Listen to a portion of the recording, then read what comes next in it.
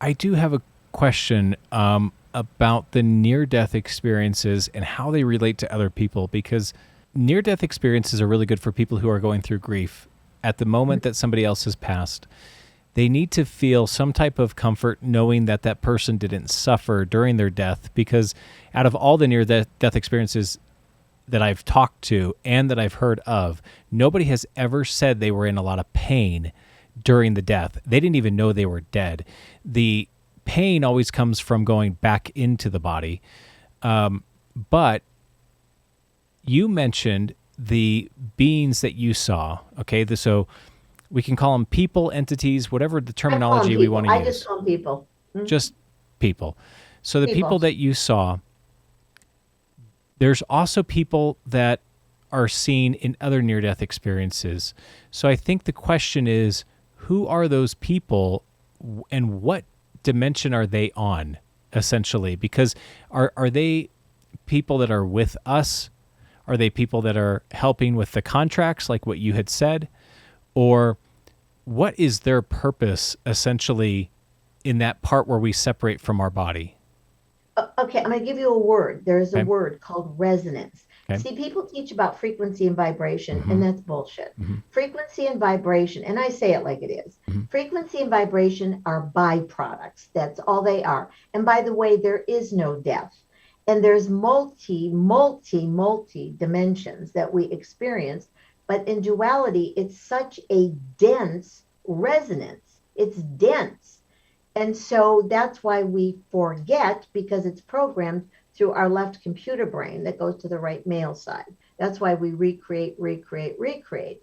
And so I teach people about the profiles, behaviors, and roles.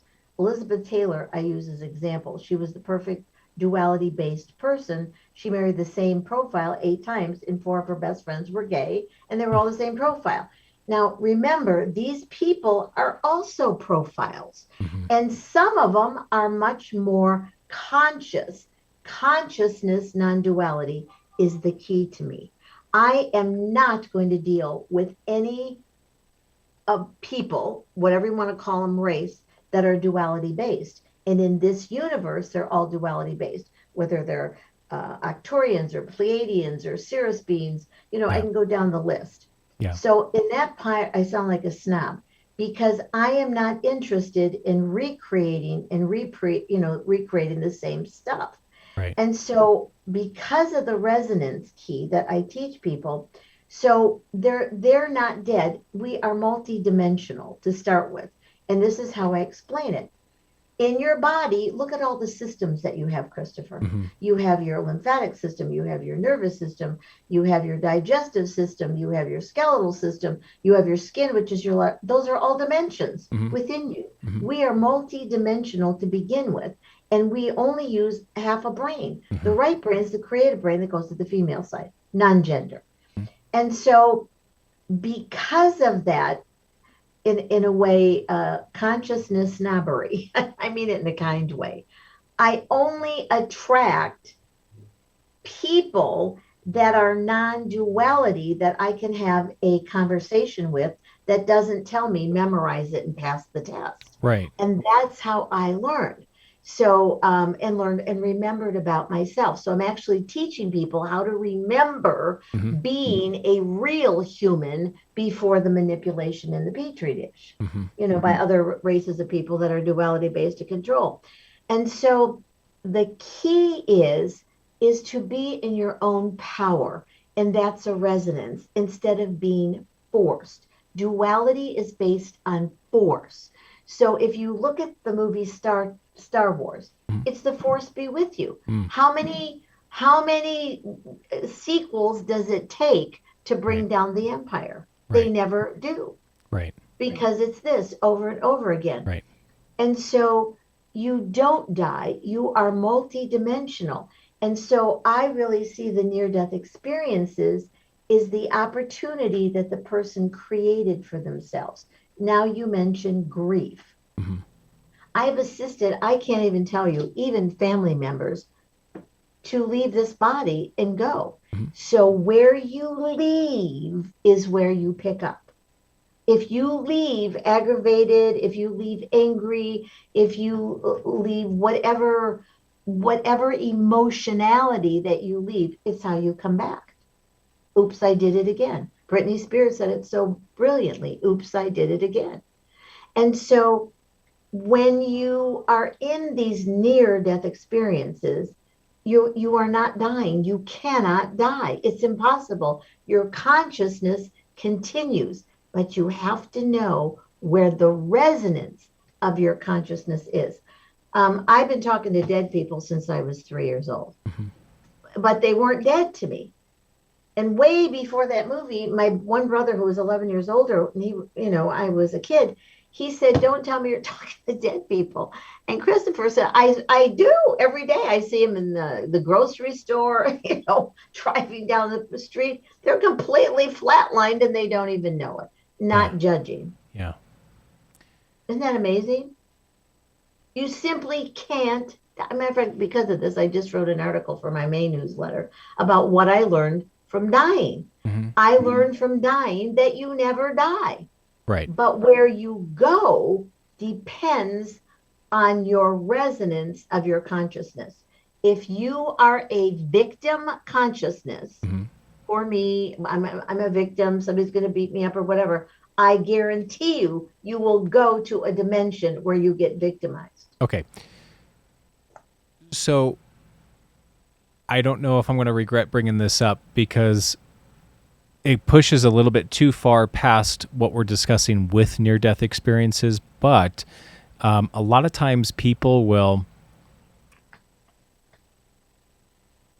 say that maybe because their friend committed suicide, they're in hell. Or maybe because their father, stepfather, mother, whoever, grandmother, because they were such and such of a person, they're in hell. There's no heaven for them, etc. So I think when you talk about this, it makes me question if the reality of what we experience after we die is based on our own judgment of ourselves. I don't know if that's the case, and I'm just opening this up for discussion, but it appears to me that from all the near-death experiences that I've talked to, they're not judged. They're the only ones who judge themselves in their experiences. The people who are on the other side show them love, and it's like you could never do any wrong in this reality, because this reality, I'm still trying to understand this reality, but that's the consensus that I've had throughout all these stories, is that there's just love. That's it. And they are the only ones who put that on themselves. So if there is a hell, they put it on themselves. If there is some type of negative that they feel in this life, they put that on themselves. Nobody else puts that on them. That is absolutely correct. Okay. Absolutely. Years ago, when I was in Michigan, I was networked to this lady who was getting her doctoral degree, and her thesis was near-death experiences. I did not do any of the research, Mm-hmm. but I went through it, and there were 12 people. 10 people, they were so glad to be gone. They were like me, like, I'm not going back. Forget about that. But there were 2 people couldn't wait, Christopher, to get back. Couldn't wait because they went to hell. You know why? Because their belief systems in their religious programming, hellfire and damnation, that they went to hell, that they were no good. And that is what it is. It's self-judgment. Mm-hmm. It's resonance. So their resonance is, I'm going to hell. And they did. They couldn't wait to get back. The others are going, well, I don't know. There's something better than this. Okay, so let me just stop you right there, because I want to ask, even though their resonance is putting them into that position, so they're putting themselves into that based on their own judgment of themselves, is there a way out of it? Yes, it's called getting conscious. And that's what I've assisted people who have had experiences. And I've even been with them when some of them are having this experiences. I kid you not. Mm-hmm.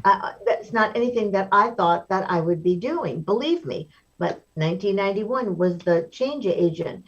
And so the more we judge ourselves through these duality terms of good and bad and high and low, we're even taught positive and negative. I could say, Christopher, I'm positive, you're negative. It Right. doesn't make any sense. Right. So I teach for people, is it correct for you or not correct? There's nothing wrong or right. And people would rather be right and die. That's war. That's Mm-hmm. duality. The war inside that Mm-hmm. creates the war outside, whether it's individual or whether it's collective. But And the it's over and over again. but the dualistic structure ends when we die, correct? Not necessarily. Because if that is so ingrained as a belief system, Mm-hmm. see, even at 3 years old, I didn't know the word duality. Mm-hmm. I knew it wasn't for me. Mm-hmm. It didn't make any sense. Right. It didn't make any sense because we're forced into doing something. A parent will say, well, you have to do this, Right. but it might not necessarily be for that person. So that is why duality get what the war in Rome is no different than the wars going on here. Mm-hmm. We had the war that was going to end all wars. It didn't. Right. We'll always have war on this planet somewhere because it's based on duality. Right. And so in my clients that I work with or my friends or whatever is to teach them, show them, provide the tools. Mm-hmm. And that's all I do is provide tools to get people out of there. So that, I mean, I even assisted my brother. Here's the sad story. You want to hear the sad story? Yeah. Oh, this absolutely. is so sad. I could I hear throw up. No, I'm not sad about it. But my sister-in-law did not like me. I did not see my brother for 40 years. 40 years. Wow. 40 years. I don't Yeah. know anything about him, right? Right. But when I was growing up, when my father transitioned when I was 5, this brother who's 9 years older just stood right up for me. He took me to school, and my mother had 3 teenagers and me, and she was in grief and all that. And Mm-hmm. he really made an impact. So he was with me in the beginning of my life, and I was with him at the end. So in the last 5 hours, or the day before, he was in ICU. I mean, Mm-hmm. I've been in operating rooms and ICU, delivery rooms, whatever. Mm-hmm. But his daughter called me. To make a long story short, I went and I got him out of ICU. Because in ICU, you can only have 2 people. Well, he's a good Catholic boy, and he's got like lots of kids and grandkids and Right. everybody. Right. And so he went into the regular room. And I called his daughter and said, I'm not complete with him. So I went back to the hospital, and his wife did not come in, not Mm-hmm. judging her. Mm-hmm. That's duality, Mm-hmm. right? I'm not Right. judging her. Right. So his children were there, some of his grandchildren, the room was packed, and I assisted him to transition. And my dad, who died, many years ago, and when he was 9 and I was 3, I actually asked him to come in because they were really close in their contract. They were very close. And so my dad showed up, and we had this wonderful experience. And the interesting part about it, that his son-in-law, who wasn't one of his favorite people, saw it happening. And so I assisted him, because where you leave is where you pick up.